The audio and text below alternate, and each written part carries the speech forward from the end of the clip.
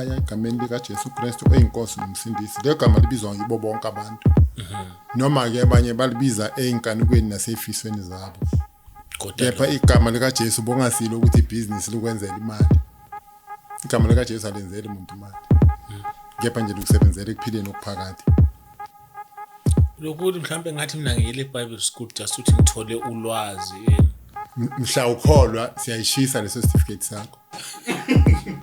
Awuzela kuMateyu 11 verse 29 sibheka iBible school yethu. Mateyu 11 verse 29. Mateyu 11 verse 29 sizwe iBible school yethu. Mfundisi baba nembuzo usuyithinteka.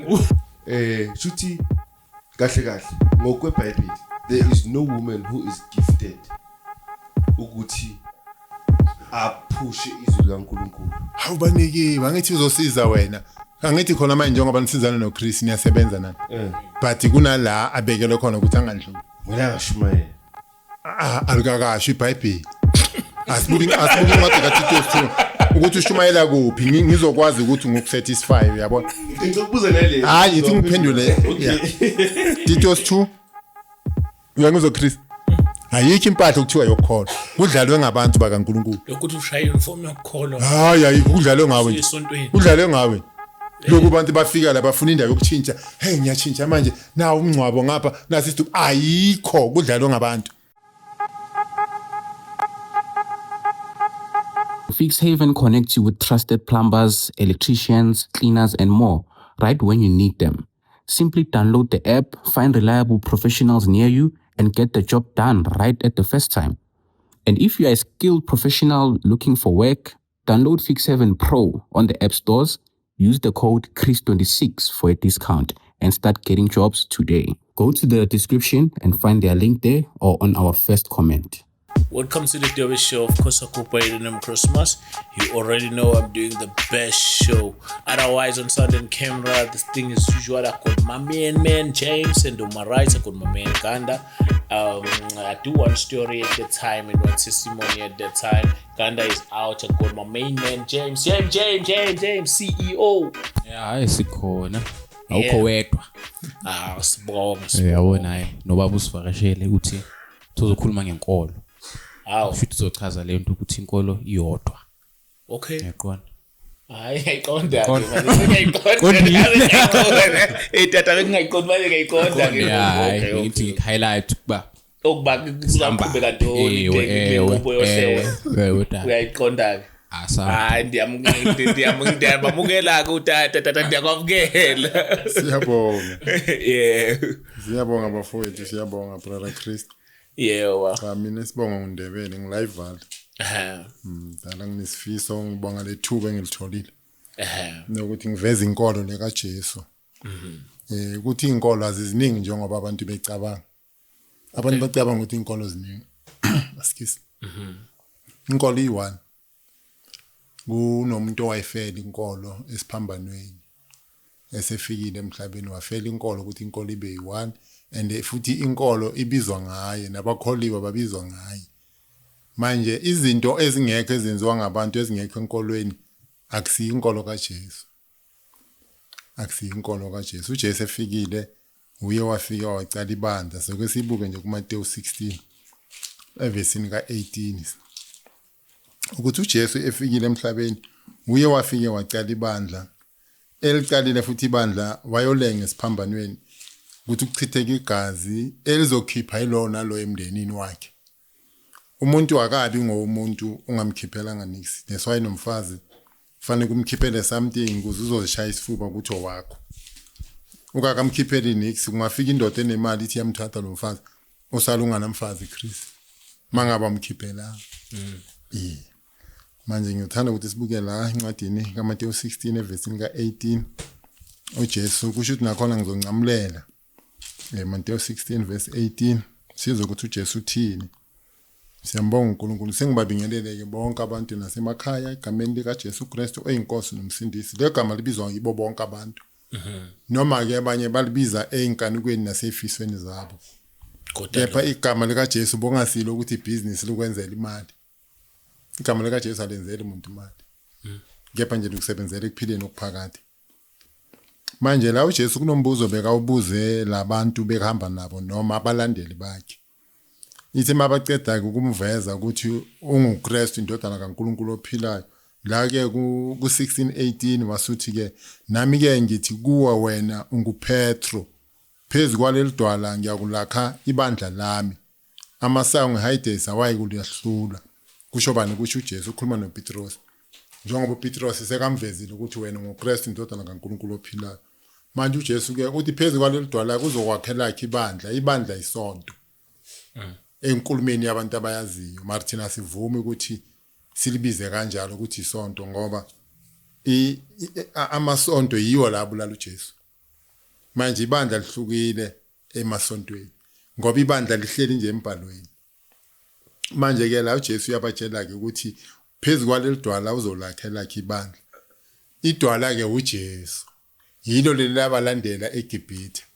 mabaphuma eGibhithe leli belibahola bokuyo uJesu njengoba bazalwa uMaria kudala khona ewumoya eyizwi kaNkuluNkulu manje ke makafika ke emhlabeni ebona ukuthi imfundiso yonke kaNkuluNkulu abaprofeti bazamile ukubacoca abantu ukuthi bambe ngemfundiso kaNkuluNkulu kwathothi manje abantu abasayenzi njengendlela okufanele ukuthi kwenziwe ngayo kwase ukubona ukuthi uJesu ngcono ke manje uNkulunkulu athuma indodana yakhe ize emhlabeni wasungena kuyo kuNkulunkulu ngomoya lendodana yakhe ukuthi konke kwenzayo ikwenze ngamandla kaNkulunkulu mase ifika ke emhlabeni ke yasicala ke ibandla lakhe manje ibandla lika Jesu line doctrine yalo elihamba ngayo isembhalweni awuyele eBible school ayifundele eBible school fundiswa uJesu ngomoya waye eBible school sophumile kule mfundiso kaJesu uzoza nento ene certificate senkolo sithola khona la ama qualification enkolo wathola khona into engekho la kusiya kaJesu iswayi manje mabachamuka sebafake amapurapere sithi cha akusiwa Jesu lo buthi yakhuluma Kristu lokuthi mhlambe ngathi mina ngiyile eBible school just ukuthi ngithole ulwazi mhla ukholwa siyayishisa leso certificate sakho awuzela kuMateyu 11 verse 29 sibheke iBible school yethu Mateyu 11 verse 29 Mateyu 11 evesini ka29 sizwe iBible school yethu mfundisi baba nembuzo usuyithinteka usuyithinteka kabuhlungu manje ngifuna ukusho ukuthi hayi mangabe sikhona singalifunda iBhayibheli baba mawufuna just shona iverse bakufundele anyuzo just mawuthanda nje usizo ngokufunda iBhayibheli usizo ngeBhayibheli just usho bazokufundela ngeke babe slow hayi baba fast wena shona iverse oyifunayo then bazokufundela Mateyu 11:29 and 30 Mateyu 11 verse 29 and 30 mawuye eBible school mawuphenduka ukholwa uyayishisa alikho netikiti ofanele kulibhadale for uJesu Mateyu 11 verse 29 and 30 okay usifunda ngesilungu right inkulumo ehlanganisa zonke izizwe phela yeah Mateyu 11 verse 29 to 30 yeah sibuka iBible school yethu ukuthi ithini phone take my yoke upon you and learn from me not a Bible school learn from me hayi Bible school manje uJesu akekho eBible school ungumoya for I am gentle and humble in heart and you will find rest for your souls for my yoke is easy and my burden is light manje iyoke yabantu yasinda yeah ijoko labantu liyasinda ngoba uzokuthengisa uniform ngemali yakho lingakasho iBhayibheli why akuthengisa uniform ufuna ukuthi kubonakala ukuthi laba bambi la ukuthi noma kwenzakele bovakashile endaweni ethile or eGiyani or eSwazini ungayi kwenye indawo yokhonza ngoba izokubamba le uniform manje ukuze akubone ukuthi uyimvu yakhe fanele ukugcoke le uniform yakhe le ayiphupha yena ebusukalele khuluma shuthi babufundisi lento le yabo spiritual father isuka lapho or is it one thing nayo lenkulumo yaka spiritual father ukuthi izizingene ingenela kutheni ukuthi akulawule yeah ngoba inkolo yazi ngayo le Bible lisibiza sonke lisibizela kuJesu okay yeah yabona funda 28 kunento engifuna ukuyilungisa khona la kule ncwadi same chapter yeah it come to me all you who are weary and burdened and I will give you rest kepha umfundisi kuphela othi yena ubiziwe kuJesu. Wena mawusokholiwa wena ubizwanga kubiza umfundisi. Uza kufundisa futhi ukuthi wena usho ukuthi nanga umuntu obiziwe. uJesu ubiza bonke abantu babizela kuye bazofunda. Manje mase sifike kuJesu sonke siba izisebenzi kaJesu. Akekho okufanele abe phansi komunye. Seka kuRobile once waba phansi kwakhe.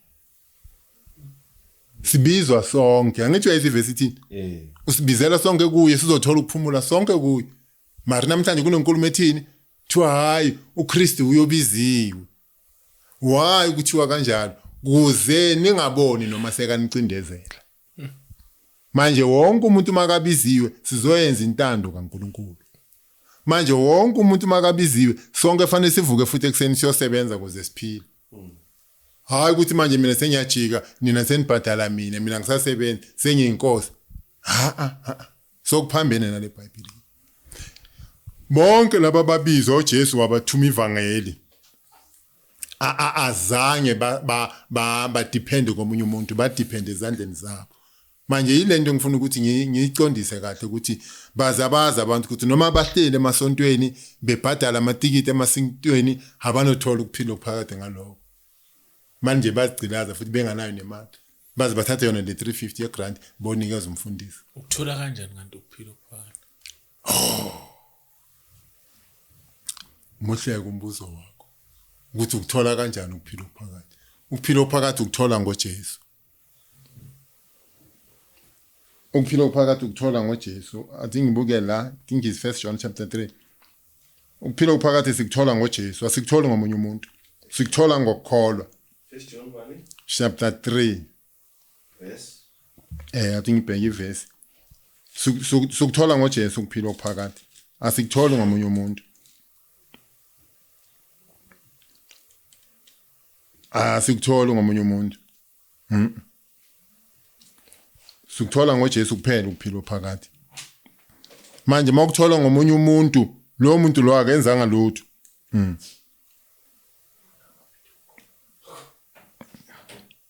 Ngisabheka lencwadi.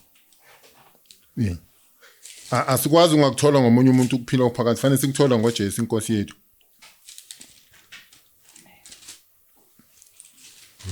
Matimoni Iverse bani bakubhekela uJames. Matimoni asiyayivulela wona. Akufunda ku24. Akufunda ku24. 24. Yeah. 1 John chapter 1 John 3 verse 24. 24, okay. It's the one who keeps God's commands lives in him, and he in them.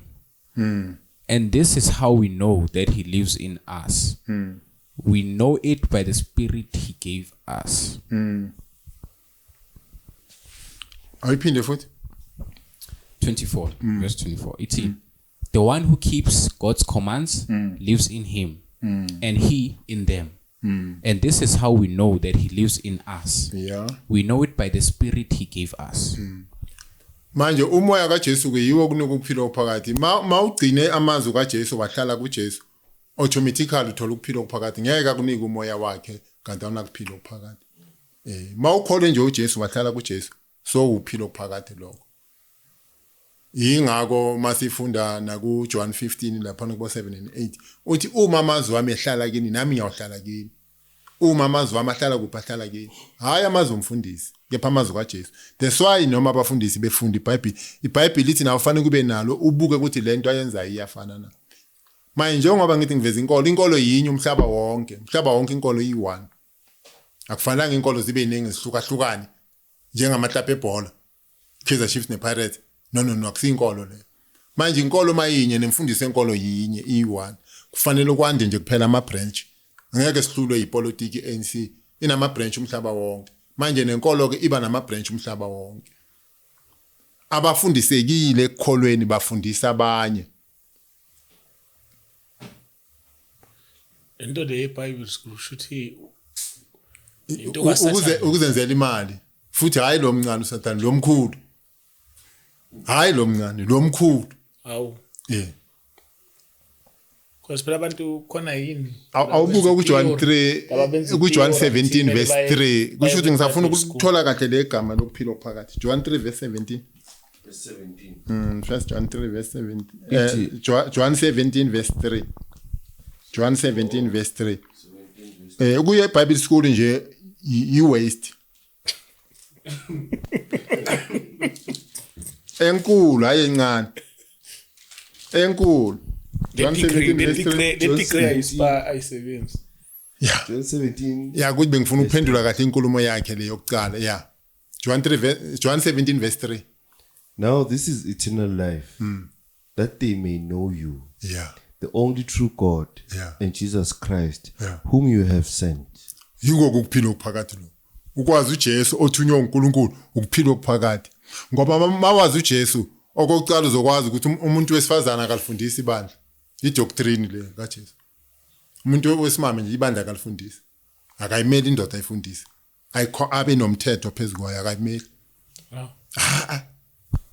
alivumi iBhayibheli angithi manje iBhayibheli liyaveza mawufunda kuKorinte 11 lapha evesini ka3 ukuthi inhloko yendoda uKristu inhloko kaKristu uNkulunkulu inhloko yomfazi indoda inhloko yomfazi indoda ayidalelwanga umfazi owadalela indoda manje ngamanye amagama umfazi uzosiza indoda kuwo wonke umsebenzi umfazi ungumsizi wakho that's why uwrong mazophakamisela umfazi isandla umshana kufanele bakubopha inyawo nezandla sokubopha inyawo nezandla thina ngoba ungumsizi wakho lo muntu neBhayibheli liyaveza futhi ukuthi akanamandla ukuthakathaka So mfundisi, when God reveals izinto through women, kahle lento ukuthi umuntu sifazana akumele angashumayela. bamba leyo nkulumo leyo ukuthi uNkulunkulu makambula izinto ngomuntu wesifazana angeke zibe against the scripture So things are ukuthi ngivela ngathatha amazwi wakho mina uNkulunkulu yonke into azoyimbula akufanelanga ibe against iBhayibheli akungibukela incwadi yabaseGalatia 1 evesini ka8 izinto zonke uNkulunkulu azimbulayo kumuntu noma upresident noma ubani maye ngaba against iBhayibheli fanele kwazi ukuthi leya ndoda leyachithwe ezulwini seyaphambanisa izinto umsebenzi kaSathane ukuphambanisa izinto njengoba ubona amasonto amaningi kanye akusiwa kaNkulunkulu phela amasonto kusiwa kaNkulunkulu wabantu mawuqalile la khona beChristu Galatians 1 verse 8 akakwazi uNkulunkulu ngaba against izwi lakhe noma kungafika umuntu lathi uthunywa uNkulunkulu nimbizele mina ngiyobuka iBhayibheli nje ukuthi uthunywa uNkulunkulu kanjani ngoba uNkulunkulu bakhiphile already abantu abathunyiwe angeke abuya khipha abanye abantu uNkulunkulu Galatians 1 verse 8. yeah sizwe ukuthi thini makungambuleka mhlambe into But even if we or an angel from heaven should preach a gospel contrary to the one we preach to you, let him be under a curse. noma ngafika uGabriel aphambanise leBhayibheli fanele sithi asikuceni simcalekise uyayizwa ngithi lo nkulumo Ngiyayizwa. uyayizwa nawe insizwa lapho lenkulumo noma ungachamuka umuntu ezulwini aveze lento ngoba uSathane angayigcoka ipicture yasezulwini uyakwazi mase ukuyigcoka uSathane ipicture yasezulwini makakwazi ukugcoka ipicture kaMkhulu wami mangana Jesu afike la zenza umkhulu wami uSathane azenza ngathi ulambile athi uyagodola uSathane lo ugcoke ini ipicture kaMkhulu wami ngoba makangavela ngepicture yakhe uSathane uzombaleka nawe that's why uvela ngepicture yabantu esebandlule emhlabeni that's why mina ethuneni ngicina nje mangiyobeka mangiceda ukubeka nje ngicedile ubaba ngambeka ngo1970 mawungathi ngiyolikhomba ngilazi Nama. ubaba wami eDoronko ngambeka ngo1970 Xolisa uthi nama. Bengina 6 years. Engasho ukuthaya noga. bengina 6 years maka ungcwatshe ubaba futhi ngaleso sikhathi abantwana bebakaye emathuneni namhlanje ngilazi ithunela kababa Ngicela ukubuza futhi. buza ngijabulela kona umbuzo wakho ngoba iBhayibheli lena lithi fanele sikuphendule Nama question ayi2. Eyokuqala ile yabafazi. ngelinye ilanga ngizokutshela ukuthi wabhale phansi mangifika nje vele nje wathi ubhale phansi ngoba uzowakhohlwa manje Ake ngokho. khuluma ke ngale abafazi yenze njani ba Ngizokubuza wethu ngesikhathi esiswayo bese Abuza. sizophendula. Le yabafazi ukuthi uNkulunkulu shuthi kahle ngokweBhayibheli there is no woman who is gifted ukuthi aphushe izwi likaNkulunkulu. awubaniki bangithi uzosiza wena angithi khona manje njengoba nisizana noChris niyasebenza nani but kunala abekele khona ukuthi angandluli Mina ngashumayela. alikakasho iBhayibheli asibuki incwadi kaTitus 2 ukuthi ushumayela kuphi ngizokwazi ukuthi ngokusatisfy uyabona Ngizokubuza nale hayi ithi ngiphendule Titus 2 aphendula one by step by what step. by incwadi kaTitus asithi 2 scripture la sithi Titus 2 abafazi khona abafazi bashumela khona asikho Ayosikho. usho verse 3 ovuma kanje sizwe ukuthi bafundisa kuphi abantu besifazane sizwe ukuthi la bafundisa khona bafundisa kuphi Titus 2 verse 3 verse 3. yeah E.T. likewise teach the older women to be reverent in the way they live, not to be slanderous or addicted to much wine, but to teach what is good. ayifunde na kule English yakho mangabe nibozenza ukuthi angafani ama English Ngoba azokuxasha. yeah Titus 2 chapter 2 verse 3 Titus yeah Titus Titus 2. yeah sizwe ukuthi bafundisa kuphi kanjani Makufika ekhaya ugogo wakuthi uba elinye igama lika baba wami uTitus. yeah Titus 2 verse 3 It older women likewise are to be reverent in their behavior, not slanderous or addicted to much wine, but teachers of good. kubeka ke In this way, they can train the young women to love their husbands and children. bafundiswa abobana abafazi ukuthi bathande wena indoda yakho bafundiswa yibo ukuthi athanda abantwana bakhe bafundiswa habo mama laba ngale sipho sakhe sokufundiswa siyasebenza manje sisebenza kuphi kulabantu besifazane ukuthi abafundise ukuthanda indoda iyahlonishwa indoda ayiniki ukudla kanje awuyiniki ukudla lokuthethisa abantwana Wenze njani? awuyiniki ukudla lokuthethisa abantwana ngapha Uqonda straight. uqonda straight kahle upay attention ukuze uyitshele nako ukudla kwakho Uguqe nangamadolo uma ukuthi uyakhona. nangoguqa ungaguqa futhi abanye bayaguqa bafundiswa ubani ngulowo wesifazane Esontweni. but ke uyabathatha abafundisi ufundisa kwakho ufundisa abanye besifazane iBhayibheli mawulandelela lithi ngoba ensimini yaseEden akudukanga indoda kwaduka abani owesifazane Wesifazane. uye waduka ngithi masifunda iBhayibheli kwaduka abesifazane inyoka yakhohlisa yena ithe makakhohliseka inyoka kwangena kukufa But icokubuza buza njoba owesifazana aduka waduka lensimini yaseEden owesilisa phela ngithi uNkulunkulu wanikeza owesilisa imithetho that's right so owesifazane bekawazi lo mthetho utsheliwe indoda yingakho uye waenza iexchange namazwi noSathane uSathane athi hayi mani ngadla lo muthi nizohlakanipha njengaye yena waphendula wathi cha uNkulunkulu uthe singawudli lo muthi bekatshelwe indoda like angifuni kuyinwe uyangizwa ukuthi ngithini manje ke uSathane ke wambamba lapho ukuthi aphendulane naye wasuyadla yena kucala umuthi wasiyonika nendoda ke indoda yadla ngoba indoda seyibona ukuthi vele uzofa yedwa ngcono ngife naye Yazi yabona kule izinto sayikhulumile njengamanje Yeah. ngiyangezwe impela. yabo nje leyo umuntu wesifazane uthi kumele uma elethele indoda kufanele aziphathe kahle uthi abantu baye bathi ngithanda ukugcila kulezi futhi noma indlu noma ingangcola makazi ukuthi uyeza manje abantwana abangcola thina fanele kube clean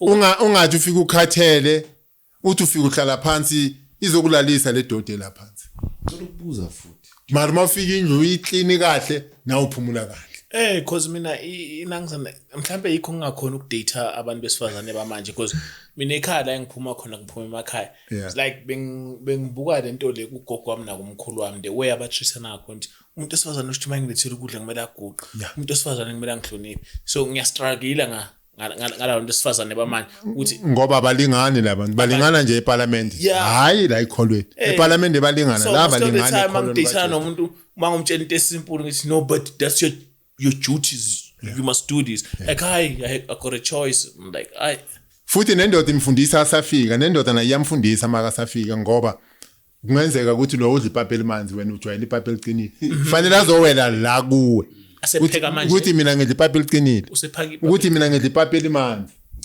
uyangizwa ukuthi ngithini usekafundiswa uweke manje leyo usazofundiswa futhi abanye abadala ngicela ukuyiphikisa kancane uzobuphikisa iscripture uphikisa imini angiphikisi entirely like Yeah. or Khuluma ke. ngiyibona ukuthi mina the way ngiyibeke the way ngi understand ngakho yeah mina reason why ngithi ngibuza ukuthi Eve was deceived by the snake Asifo. or by Satan ngicela ukuyikhuluma kuqala futhi yeah kunankinga yes sonke siyayazi ukuthi izenze kanjani Yeah. ufuna ukuzama ukuyibeka ngendlela yami ngi-understand ngayo yeah Eve was told by Adam ukuthi angadli isihlahla Adam was told by God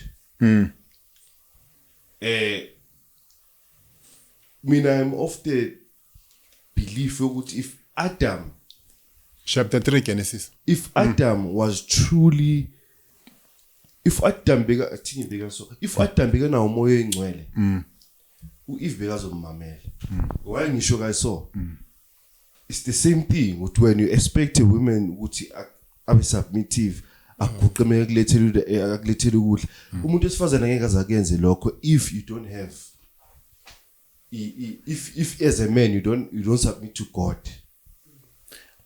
Ngindoda ukuthi ngoba ngisubmit uNkulunkulu ngizothola abantu abaguqayo.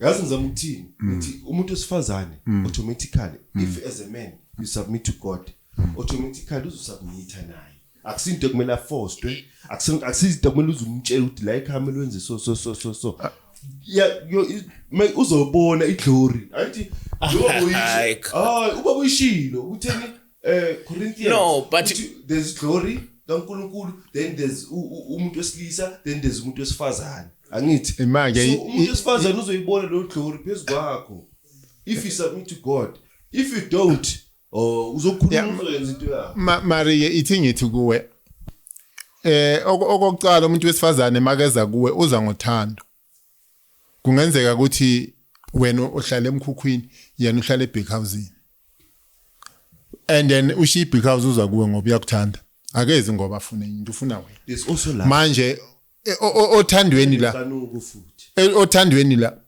lezi zinto beyangazinto uzogcina sekazidla ngoba uthanda wena yangizwa ukuthi ngithini uthando lusibekela izinto eziningi njengoba sihlala manje ngendawo ngokuhlukahlukana ziningi ilwane ezidliwayo omunye akazidli but makasafike kuwe uzocala azipheke abuya azazijwayele ngani ngoba nawe lokhu uyamncenga nelanguage yakho lebeka ngayazi agcine sekayazi ngoba lokhu yenzani lokhu kuyancenganwa nje kahle kuzokwambisana kahle uwela kuwo wonke umthetho wakho mari lo mthetho lo wasensimini yaseEden mhla uAdam anikwa wona owesifazane bekangekho bekayiwani uAdam wesifazane bekangekho manje sithola kanjani ukuthi uyawazi sizwa maka exchange amazwi nenyoka chapter 3 verse 2 Genesis chapter 3 verse 2 yeah sizwa maka exchange amazwi nenyoka ukuthi indoda bemfundisile the woman said to the serpent yeah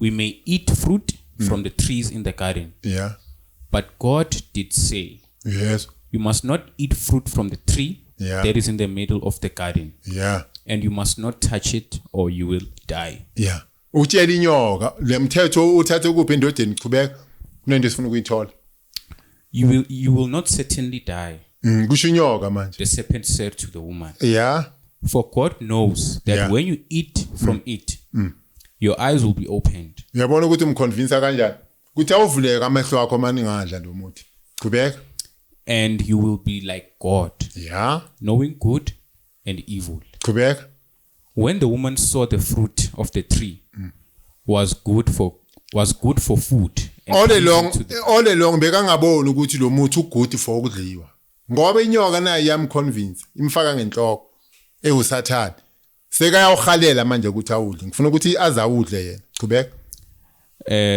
was good for food and pleasing to the eye and also desirable for gaining wisdom she took some and ate it ibambeke lapho uyabona udla kuqala indoda ayikho udla kuqala yedwa abantu abafundisa abaningi lencwadi bayiphendulile le emasontweni mase bayikhuluma kanje wadla A1 oF qhubeka ke she also gave some to her husband uyabona ke wasuyahamba kuyonika nendoda indoda idla wayi uthando ngoba sekamoshilo wesifazane manje ke yafa naye ke indoda lento engishoyo yeah indoda yasifa nobani nomkayo ngenxa yani ngoba iyamthanda and then manje bengeke kube ne divorce akekho omunye umuntu engaphila naye manje seyijwayele ukuphila naye yabona ukuthi manje ayisekho enye indlela yadla ke indoda kwangena ukufa ngoba umfazi bekasadle ekucala hayi mfundisi kudle yena kucala into engishoyo ukuthi if Adam had lento engishoyo kaNkuluNkulu le glory kaNkuluNkulu umoya engcwele bekangeke azadeceive Eve. That's what I'm saying. It's a saying. It's ukubuyisela umzekelo ngento esibona mhla namalanga. If you have a wife, umfazi wakho wenza into wrong or uyabulala. Ethi ngokubuyisela emuva. Ethi ngokubuyisela emuva. Ethi ngokubuyisela emuva ngabantu abayi2. Oh, what are you supposed to do? Ethi ngokubuyisela emuva ngabantu abayi2. And then ngifuna ukuthi sindlula kulo debate yakho ngalabantu abayi2. Samson beka nomoya ingcwele. Mara wamyenga umfazi. uJuda beka nomoya ingcwele. Mara wayengo Satan naba abantu abayi2 benomoya ingcwele. Akusho ukuthi manje umoya ingcwele awungena ezilungweni. Uyangena ezilungweni but fanele uhlale kulo okuthembisile. Uyangizwa ukuthi ngithini? Nesitori saka Samson amara siyikuso asiyikuso sizosixoxa ngelinye la manje noma le Bible libhala ukuthi ukufundise yena umuntu onomoya ingcwele ukuthi abambelele entweni ngoba uSathane umsebenzi wakhe ususa lemfundiso umsebenzi kaSathane ukususa lemfundiso manje ke njengoba uJesu ke elicalile ibandla elithuma emhlabeni wonke linye ibandla lika Jesu awekho yi2 Matthew 28 uqale ku19 and 20 sizwe uJesu makabathuma ke ngithi manje lapha siveze ukuthi uJesu yena uyalicala ibandla manje siveza manje makasabathuma ke Matthew 28 bani verse 19 and 20 verse 19 and 20 Therefore go and make disciples of all nations, baptizing them in the name of the Father and of the Son and of the Holy Spirit, and teaching them to obey all that I have commanded you. And surely I am with you always, even to the end of the age. Manje imfundiso yonke uJesu ishiye kulabafundi bakhe abathumile. Yinga ku20 wakhona uthi nibafundise konke enginiyale ngakho. Hayi ukuthi bawuthola imfundiso sami imfundiso fanele siyithole la kule Bible. Ofundisekile la kule Bible ufundisa abanye. Phinda u19 kunenkulumo ngifuna ukuyindlulisa u19. Therefore go and make disciples of all nations. Abapostoli ke laba bathumayo. Akathi bayenza abapostoli. Uthi bayenza ama disciples amanye noma abanye abafundi. Hayi bayenza abapostoli. That's why namhlanje makuthama kumuntu athi ungumpostoli ngiyambuza mina ukuthi kuphi manje umpostoli kanjani ngithi awume man soza nenye manje wena so kuthama uzothi umpostoli naba mosabapostoli abakhethwa uJesu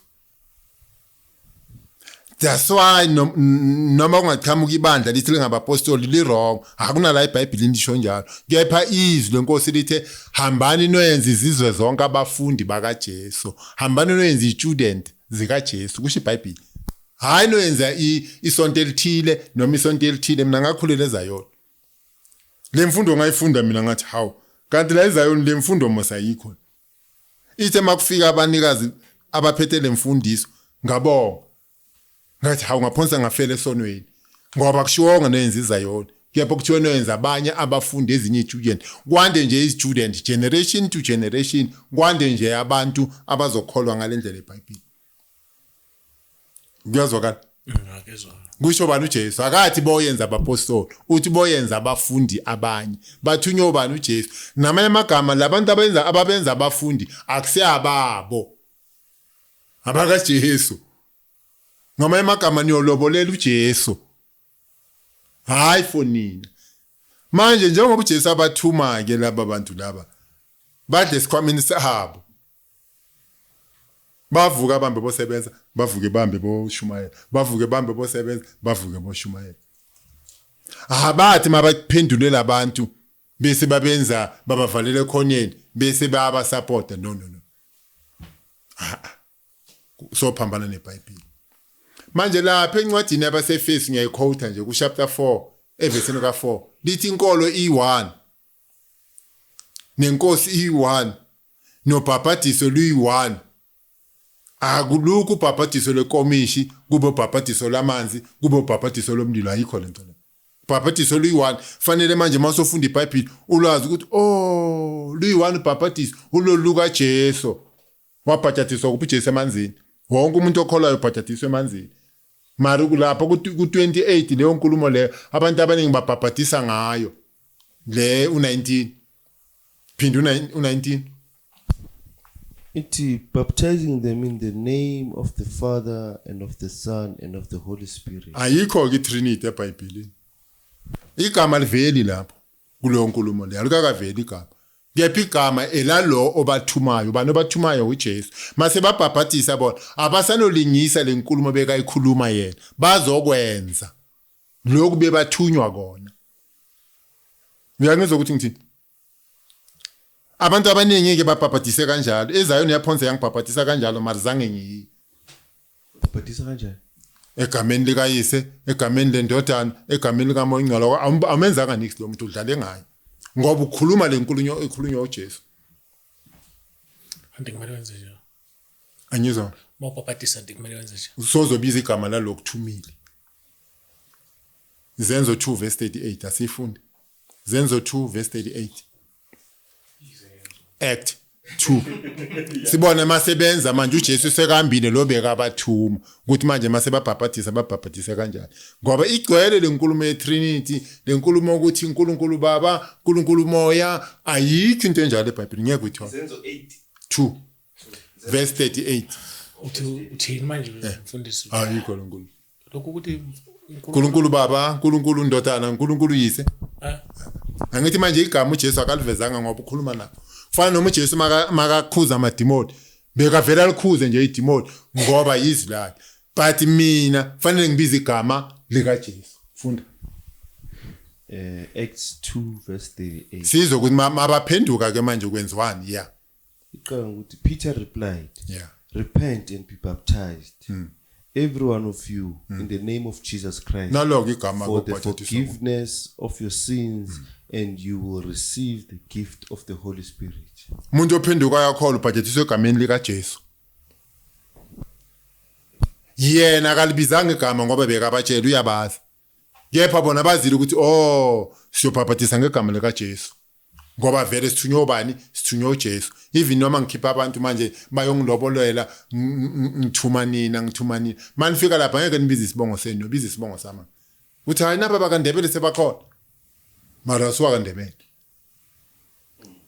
noJesu kunjalo ivangeli silisa kubantu ngegama likabani lika Jesu urongo kabantu mabaphenduka bese ubanika igama wena uthi new church what so wrong uthi new church green grass so wrong uropa labantu manje bavalele esibayeni why ufuna ukuthi bazokusupport akekho la kulabo abathunywa uJesu abaphila bondliwa ichurch akekho la kule Bible ngeke ukuthole lo kepha bonke bebadla ini ikhwepha zabo bebavuka bosebenza manje mababhabhathisa ke babhabhathisa ngegama likabani lika Jesu ngoba bathunywa uJesu abantu abakabani abaka Jesu akekho ozohlala kuKristu ngoba ushunyayeza uKristu akekho ozohlala kuNdebele ngoba ushunyayeza uNdebele bonke abantu mabaphenduka ngiyabatshela ngithi indoda yenu uJesu mina nje ngidlulise nje umlayeza ningaba kaJesu nikhuleka kuJesu nibonga kuJesu nicela kuJesu akuyivule masinyane Kolose 3 verse 17 manje abantu ngifuna ukuthi bavuleke amehlo ukuthi barojwe ngabantu kunomunye ubaba sathi masikethu kumshumayeza ephenduka chapter 3 verse 17 Kolose lo baba wathi hawu sengiyamthanda manje uJesu ngiyakholwa mari inkinga le bhantshi engilithengile li 500 rand ngaleso sikhathi le bruko engilithengile li 500 rand manje ngizozenzani le impahla sathi ayizifanele umlilo kusiza kaJesu ayikho impahla yokukholwa uyangizwa Chris ayikho impahla ukuthiwa yokukholwa kudlalwe ngabantu bakaNkuluNkulu Lokuthi ushaye uniform yokukholwa. hayi ayikho kudlalwe ngawe Esontweni. kudlalwe ngawe lokho abantu bafika la bafuna indawo yokutshintsha hey ngiyachintsha manje nawo umncwabo ngapha nasithi ayikho kudlalwe ngabantu funda verse 17 E.T. And whatever you do, whether in word or deed, do it in the name of the Lord Jesus, konke kwenziwa ngegama gedelele giving thanks to God the Father through him. konke kwenziwa ngegama lika Jesu noma sebaphendukile abantu abanikwa igama noma kungenzeka nikholwe kulendlu nikanje nikholwe nonke nibhajadiso ningaba ka Jesu igama leni le noma nibandla lika Jesu igama leni le alikho igama efanele ngilinike lona mina angikwazi unganika abantu bakaNkulunkulu igama into ban gospel hayi sengwrong sengibarobhile sekungabami ngamanye amagama ofrempile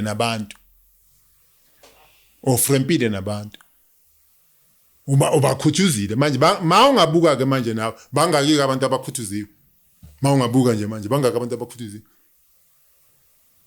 abazovuka nje kusasa le uniform seyiphelile fanele kothenga enye manje wamfundisi ngoba siphile ekhathini zamanje angizwa ngithi ngoba manje siphile ekhathini zamanje ku 2026 yeah understand vele ukuthi kunabafundisi abayenza izinto ezirong bese ngikhuluma lento yokunema amabandla khuluma ngizwa ukuthi I think enzelwa ukuthi ayaregister manje amabandla aliregister lapha alisho la eBhayibheli alisho eBhayibheli yeah windows of register once manje ngithi sesiphile hayi ake sibuke incwadi kaMahebherusi 12 esikhathini samanje akubuka amaHebherusi 12 verse 23 silungise le ndaba yokuregister Hebrews 12 verse 23 lezi leli mamela iBhayibheli lithi uJesu Kristu uyizolo namhlanje naphakade hakunanto eshintshayo kuJesu le nkulumo ayikhuluma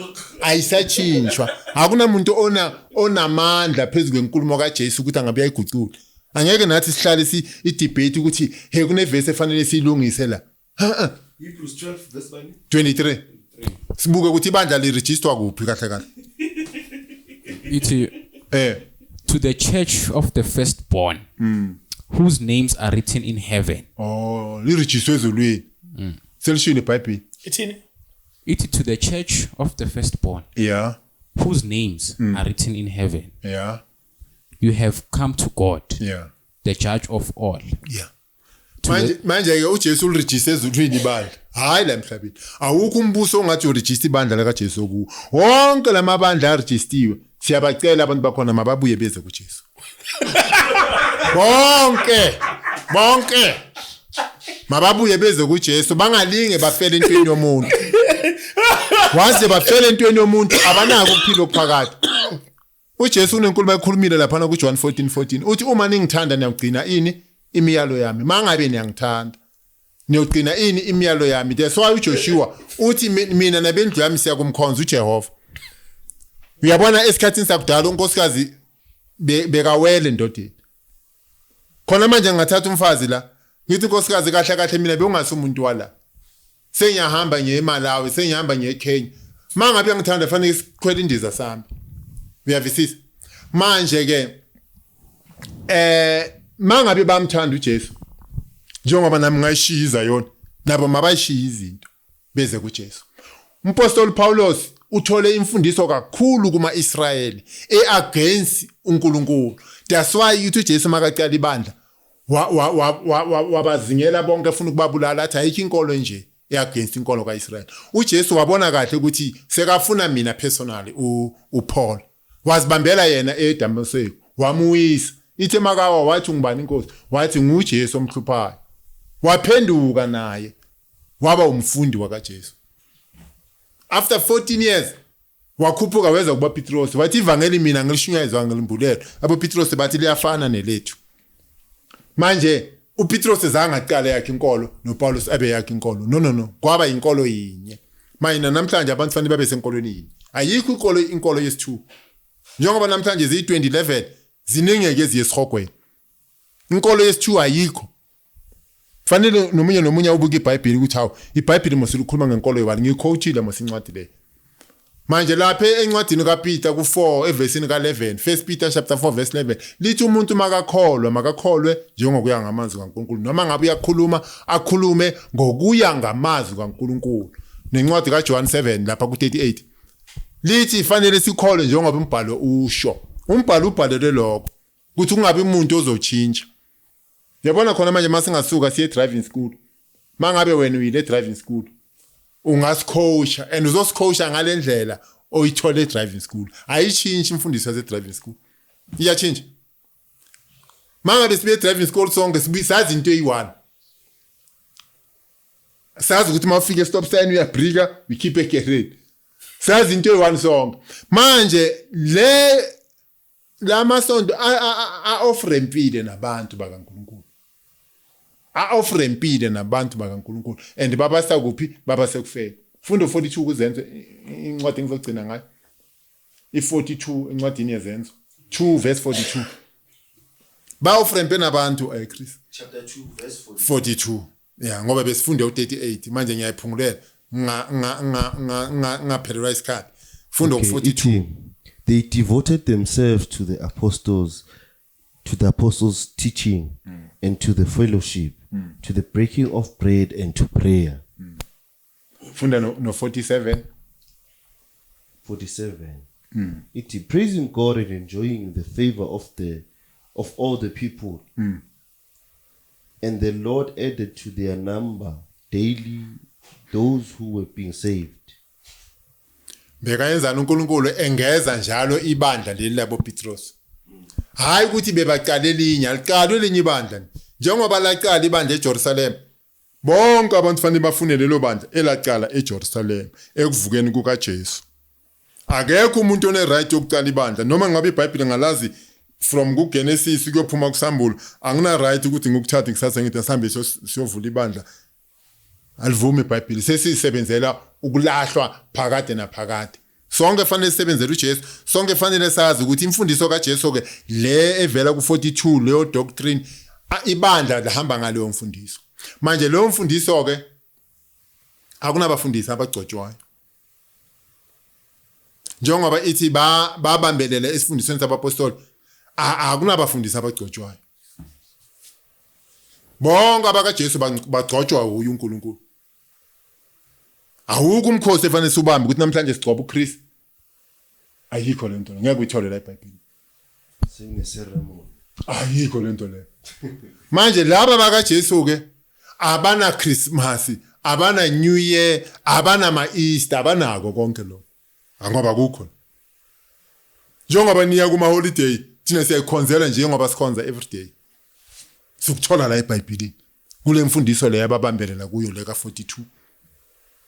Akukho kulumbe namhlanje siyatshintsha, namhlanje siyancwaba. Thina noma ngabe umshado, noma ngabe umncwabo, noma ngabe iservice enjani, yonke yafana. Ngoba siyithola la. Sithola ngeBhayibheli sithola. Manje ngakho bonke abantu fanele babuye beze la izwini likaNkulunkulu bazothola imfundiso eyi1 le yabapostoli. Enika wonke umuntu iposition yakhe, wonke umuntu iposition yakhe, wonke umuntu iposition yakhe.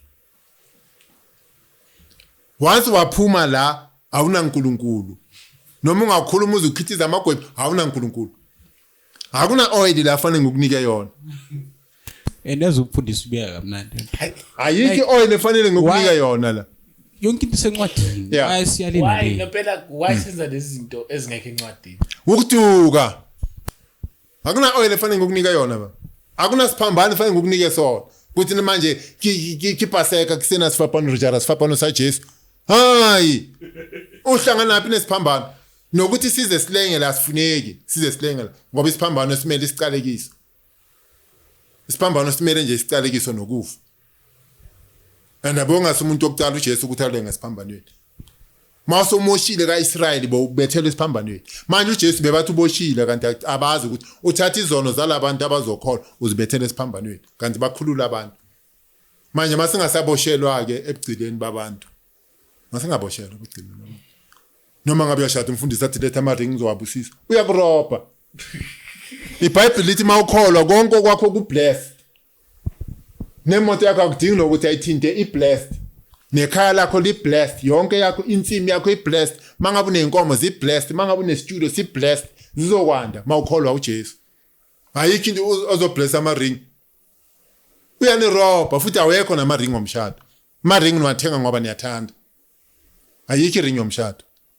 Ngithenga nje ngoba ngiyathanda nje ukuthi hayi ngimthenga le ring ngama ayithi ring yomshado. mina ngina over 30 years ngishadile manginayo iring ngoba ayikho iring yomshado iring yomshado ile nhliziyo yakhe neyami yizo kuphela ugila imkhuba iphethe iring ayifake esikhwameni